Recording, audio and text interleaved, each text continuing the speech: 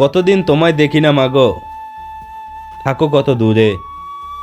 প্রবাস জীবন লাগে না ভালো, তোমার কোল ছেড়ে।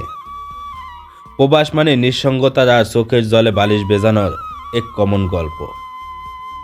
কেউ প্রবাস বেছে নেয় নিজের কেরিয়ারের জন্য, আবার কেউ বা নিজের পরিবারের জন্য। প্রতিটা প্রবাসী রাতে এটা ভেবে ঘুমায়, হয়তো সকালে দেশ থেকে তার পরিবারের কেউ একজন ফোন করে বলবে, তোর বিদেশে থাকা লাগবে না, তুই দেশে ফিরে আয়, এখানে কিছু একটা করে খাবি। প্রতিটা প্রবাসী ওখানে গায়ের রক্ত ঘাম করে ঝরায়, আর সেই প্রবাসীর বউ বাচ্চা ছোট ভাইরা সেই টাকা দুহাতে উড়ায়। কি পায় একটা প্রবাসী বলতে পারো? না পায় পরিবার পরিজন, না জোটে একটু আদর ভালোবাসা, এমনকি নিজের খাবারটা পর্যন্ত নিজের হাত পুড়িয়ে রান্না করে খেতে হয়। পাঠ্য বইয়ে প্রবাসীদের রেমিটেন্স যোদ্ধা বলা হলেও দেশে নেই কোনো ভাতার ব্যবস্থা, নেই কোনো মৃত্যুর পরবর্তী তার পরিবারের দায়িত্ব নেবার সরকারের নিশ্চয়তা। ৭১-এর মুক্তিযোদ্ধাদের কোটা আছে, সম্মাননা পুরস্কার আছে, কিন্তু যারা আজও দেশের উন্নয়নের পক্ষে ভাবে, নিজের গায়ের রক্ত জড়িয়ে যাচ্ছে, তাদের সন্তানেরা তারা কোনো কোঠা পাচ্ছে না। যোদ্ধাপরাধীদের বিচার হচ্ছে, কিন্তু কোনো প্রবাসীর বউ, যুবতী মেয়ে নিরাপত্তা দেওয়ার নিয়ম তৈরি হচ্ছে না। ও হয়েছে, বিদেশে কেউ মারা গেলে তার লাশ দেশে আনতে এক্সট্রা কোনো ব্যাট দিতে হবে না। This is reserve best club.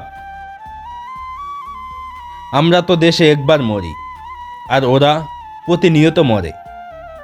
আরে ওরা কোনো টাকা কামানো মেশিন নয়। পরিবারের এটা বোঝা উচিত, আমার ছেলে প্রবাসে আছে এটা গর্বের নয়, আমার ছেলে নুন ভাত যাই খাক আমার চোখের সামনে আছে, এটাই সবচেয়ে বড় শান্তির। দেশের মা বাবা আত্মীয় স্বজন বা কেউ মারা গেলে বাথরুমের ট্যাপ ছেড়ে বা মুখে হাত চেপে কান্না করে চোখ মুছে হেসে ওঠা মানুষটার নামই প্রবাসী।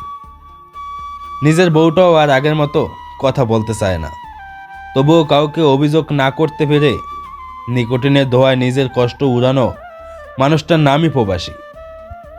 কাজের নামে ড্রেন পরিষ্কার, বাগান পরিষ্কার, ড্রাইভার, হোটেলের ওয়েটার, জীবনের মায়া ত্যাগ করে বিল্ডিংয়ে চূড়ায় ওঠে মানুষটার নামই প্রবাসী।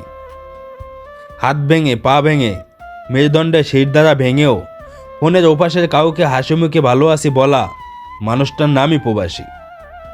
যদি ৭১-এর মুক্তিযোদ্ধাদের তাদের কোঠার ব্যবস্থা থাকে, তাদের পরিবারের জন্য বিশেষ নিরাপত্তা, সম্মান ও সুযোগ সুবিধা, তবে প্রবাসীদের সন্তানদের কোটার ব্যবস্থা করতে হবে।